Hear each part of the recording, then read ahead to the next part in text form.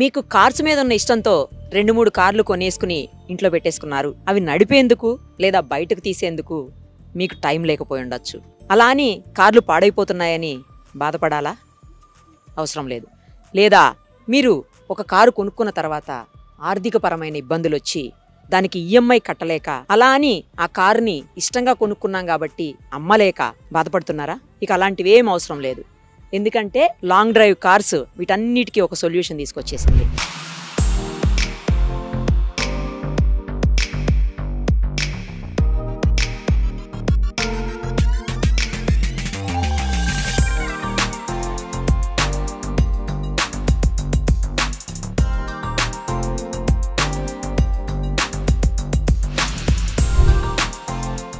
మీకు ఎలాంటి ప్రాబ్లం ఉన్నా లేక ఎలాంటి ఇబ్బంది ఉన్నా ఆ కారుని తీసుకొచ్చి లాంగ్ డ్రైవ్ వాళ్ళకి అటాచ్ చేసేయండి. ఈఎంఐ బాధ ఉండదు, కారు బయటికి తీయలేదన్న బాధ ఉండదు, పాడైపోతుందన్న దిగులు ఉండదు. ఇవన్నీ ఏంటి అనుకుంటున్నారా? అదంతా తెలియాలంటే ఇప్పుడు మనం లాంగ్ డ్రైవ్ కార్స్ వాళ్ళతో మాట్లాడేద్దాం.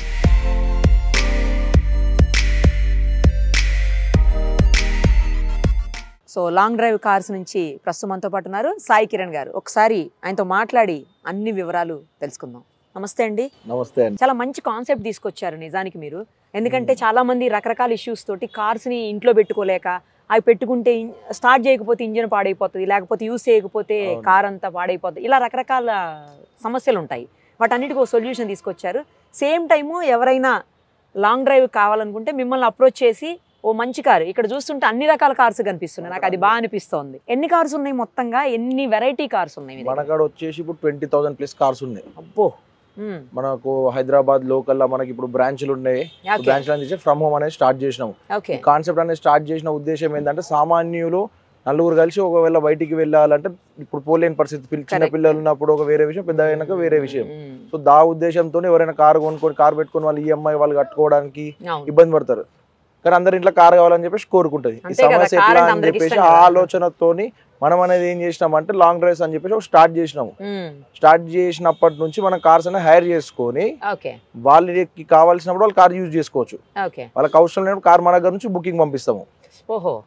మంత్ లో వచ్చేసి మనం 10-15+ బుకింగ్స్ అనేది ఓనర్ కి ప్రొవైడ్ చేస్తాం. Compulsory minimum.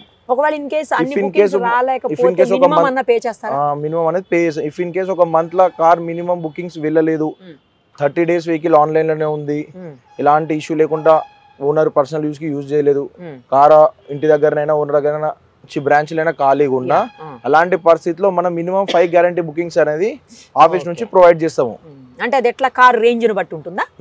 అమౌంట్ వచ్చేసి కార్ చిన్న కార్ కి చిన్న అమౌంట్ ఉంటుంది, పెద్ద కార్ ఏ కార్ ప్రైస్ బట్టి ఆ కార్ కి అమౌంట్ అనేది మినిమం బుకింగ్ అమౌంట్ అనేది ప్రొవైడ్ చేస్తూ ఉంటాము. రైట్. ఇప్పుడు ఒకవేళ ఎవరికైనా కార్ కావాలి అంటే వాళ్ళు మళ్ళీ మీ దగ్గరకు వచ్చి మీ బ్రాంచ్ కి వచ్చి తీసుకోవాలి అన్నా, లేకపోతే ఓనర్ గా నాకు ఇంకో భయం కూడా ఉంటుంది, నేనే ఓనర్, నేనే మీ దగ్గర పెట్టాను, అమ్మ నా కార్ ఎక్కడికి వెళ్ళిందో, మళ్ళీ నైట్ ఎక్కడ పార్క్ చేశారో, సేఫ్ గా పెట్టారా లేదో, ఈ డౌట్స్ అన్ని ఉంటాయి కదా. మరి అలాంటి దానికి ఏమైనా సొల్యూషన్ ఉందా? భయం ఉండాల్సిన అవసరం లేదు. ఒక కారు ఇన్ని డేస్ బుకింగ్ పోతుంది, 1 day పోతుందా, 2 days పోతుందా, దానికి ఓనర్ వాళ్ళ ఇంటి నుంచి అనేది ఇప్పుడు మనం హోమ్ లొకేషన్ అనేది కొత్తగా స్టార్ట్ చేసినాము. అంటే హోమ్ లొకేషన్ అంటే ఇప్పుడు మన దగ్గర బ్రాంచ్లు ఉంటాయి, కార్ మనం తీసుకొని బ్రాంచ్ లో పెట్టుకుంటుండే. ఇప్పుడు ఏం చేసినామంటే ఓనర్ ఫ్రమ్ హోమ్ స్టార్ట్ చేసినాం. కార్ కావాలన్నప్పుడు ఓనర్ కస్టమర్ అంటే డైరెక్ట్ మీ ఇంటికి వచ్చేస్తాడు, మన ఇంటి దగ్గరికి వచ్చేసి దాని గురించి ఇంకా ప్రాబ్లం లేదు. కస్టమర్ అంటే నియర్ బై కార్ ఇప్పుడు మనం ఇక్కడ ఉన్నాము, మా ఈ నుంచి 5 to 10 కిలోమీటర్ రేడియస్ లో మనకి ఏమేమి కార్లు అవైలబుల్ అని చూపిస్తుంది.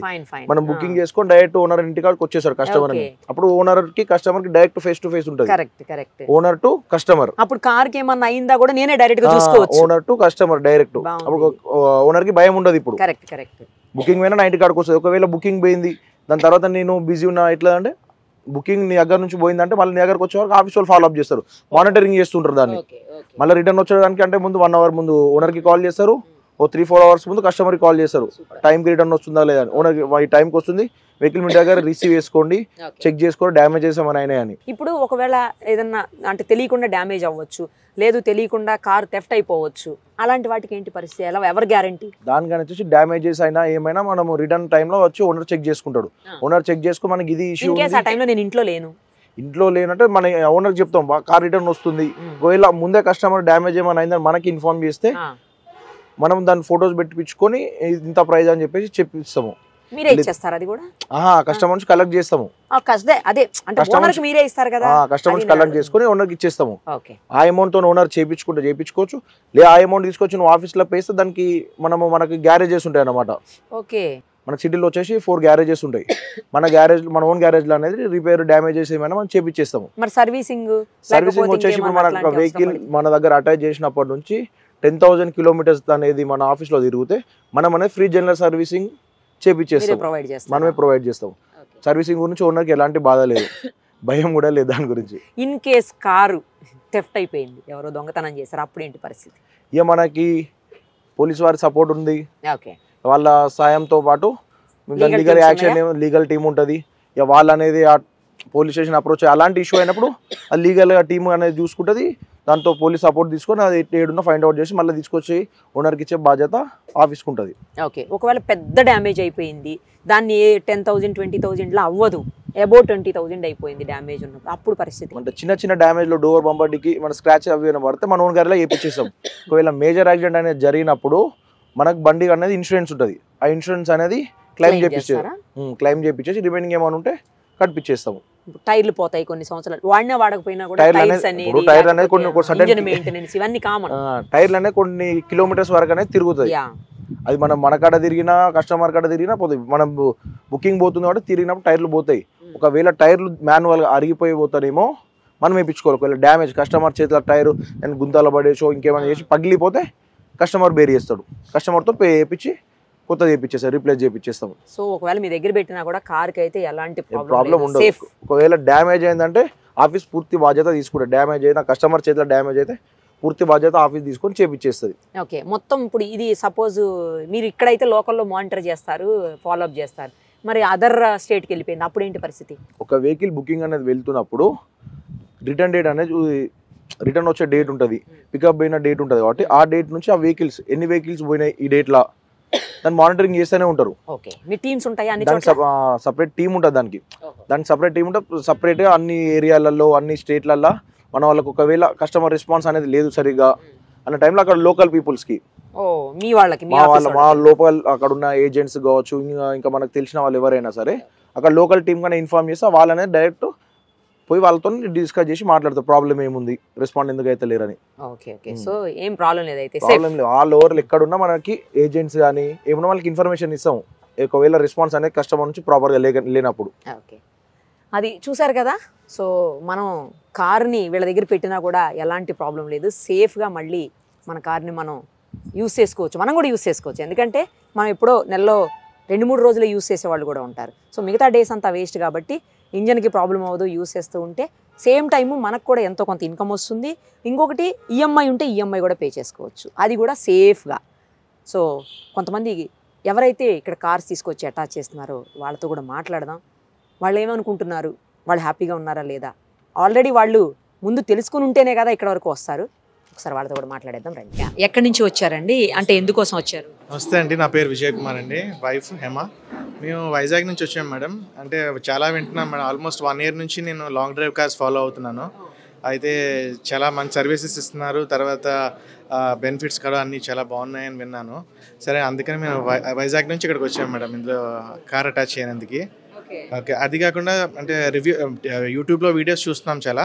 అది కాకుండా చాలామంది రివ్యూస్ కూడా మంచి రివ్యూస్ ఇచ్చారు మేడం. లాంగ్ డ్రైవ్ కార్స్లో కారు పెట్టి వాళ్ళు చాలా బెనిఫిట్స్ పొందుతున్నారు అన్నట్టుగా తెలిసిందనమాట. సో ఈ రోజుల్లో కూడా అంటే ఈఎంఐ కట్టడం కూడా కొంచెం కష్టం అవుతుంది కాబట్టి మనకి ఈఎంఐ కూడా కొంచెం సపోర్ట్ అవుతుంది అని. అది కాకుండా బండి మన ఇంటి దగ్గరే పెట్టుకొని మనం డబ్బులు సంపాదించుకోవచ్చు, ఈఎంఐ కట్టుకోవడానికి మనకి ఈజీగా ఉంటుంది. ఎందుకంటే మోస్ట్లీ 15 days టైం వరకు మన ఇంట్లోనే ఉంటుంది బండి. సో ఓకే మనం యూజ్ చేసే యూసేజ్ అనేది తక్కువ ఉంటుంది. దానివల్ల ఏంటంటే అందులో అట్లీస్ట్ మనం ఇందులో అటాచ్ చేస్తే ఇతరులకి యూజ్ అవుతుంది, plus at the same time మనకి కూడా అమౌంట్ వస్తుంది. అది కూడా సేఫ్టీ మెజర్స్ ప్రికాషన్స్ అన్నీ ఎక్కువ తీసుకుంటున్నారు కాబట్టి మాకు చాలా ఇంట్రెస్ట్ అనిపించి ఆంధ్ర నుంచి వచ్చాము మేడం, విశాఖపట్నం నుంచి వచ్చి ఈరోజు అటాచ్ చేద్దాం అనుకుంటున్నాము. ఎగ్జైటెడ్గా ఉన్నాము. Very soon will be I think mostly by today we will be giving our car madam for this thing and we will enjoy the benefits of long drive. ఏం కార్ మీది, ఎక్కడి నుంచి వచ్చారు? మేము ప్రగతి నగర్ నుంచి వచ్చామండి. నాది Baleno car. Top air model. ఇది చూసి మన నెట్వర్క్లో చూసి లాంగ్ డ్రైవ్లో అటాచ్ చేద్దామని చెప్పేసి ఈరోజు ఇక్కడికి రావడం జరిగింది. వీళ్ళు చెప్పిన విధానం అయితే మంచిగా ఉంది. ఈఎంఐలు కానీ బెనిఫిట్స్ కానీ మంచిగా ఉన్నాయి. అందుకనే దీంట్లో లాంగ్ డ్రైవ్లో అటాచ్ చేద్దామని కారు ఈరోజు రావడం జరిగింది. ఇది మంచిగా ఉన్నదండి. కాబట్టి ఈఎంఐలు కూడా ఏం బెనిఫిట్స్ మంచిగా ఉంటుంది, ఈఎంఐలు చెల్లిపోతాయి అనే ఉద్దేశంతో మన కారు కూడా ఇంటి దగ్గర ఉంటుంది అనే ఉద్దేశంతో రావడం జరిగింది. అటాచ్మెంటు అయిపోగానే మంచిగా ఉంటుందని చూస్తున్నాం మేడం. ఇప్పటి వరకు అయితే వీళ్ళు నెట్వర్క్లో చూసిన విధానం అయితే బాగుందని అంటున్నారు. మేము కూడా నమ్మే వచ్చాము. అంతా మంచిగా జరుగుతుందని చూస్తున్నాం. లాంగ్ డ్రైవ్ కార్స్ కి ఎట్లా అటాచ్ చేశారా, ఇంకా చేయలేదా? చేసినాం మేడం. చేసేసారా? ఎక్కడి నుంచి వచ్చారు? ఏం కార్? మాది కర్నూలు మీద, అంటే ఎర్టిగా సిఎన్జి మేడం. ఇప్పుడు డ్రైవర్ ప్రాబ్లం వల్ల మనకి ఏ రకంగా చేస్తే మా వెహికల్స్ తిరుగుతాయి అని చెప్పేసి యాప్ చూసి మనకు చెప్పినాడు మేడం. తర్వాత ఇంకో సంబంధం అని ఒక డ్రైవర్ ఉన్నాడు లోకల్ మా కర్నూలు. అతనే ఇట్లా ప్రాబ్లం ఉంది, 4-5 బండ్లు నిలబడిపోయి నేను ఏం చేయాలంటే, సరేనా ఇట్లా ఇది లాంగ్ డ్రైవ్ ఉంది, ఒకసారి మీ పోయి కలవండి బాగుంటుంది అని చెప్పేసి అన్నారు. ఇక్కడికి వచ్చినాము, మంచిగా అనిపించినాయి మేడం. ఆ ప్రియా మేడం ఉంది, ఒక వారంలోంచి ఆమెతో డీల్ చేస్తున్నాం, మాట్లాడుతున్నాము. బాగున్నాయి టర్మ్స్ అండ్ కండిషన్స్. కాబట్టి ఈరోజు అటాచ్ చేసినాం మేడం వెహికల్. Happy madam. అంటే హ్యాపీ అనేది ఇప్పుడు కాదు మేడం, డబ్బులు వచ్చి వాళ్ళ టర్మ్స్ అండ్ కండిషన్స్ మాకు నచ్చాలి. వాళ్ళ నుంచి మాకు మేము 3-4 బండ్లనే పెడతాం మేడం. ఏమంటే టోటల్గా ఏమంటే డ్రైవర్ ఫస్ట్ ఒకటి పెట్టినాము. డ్రైవర్స్ ప్రాబ్లం వలన ఇబ్బంది అవుతుందని చెప్పేసి మనం ఫస్ట్ ఒకటి పెట్టాం.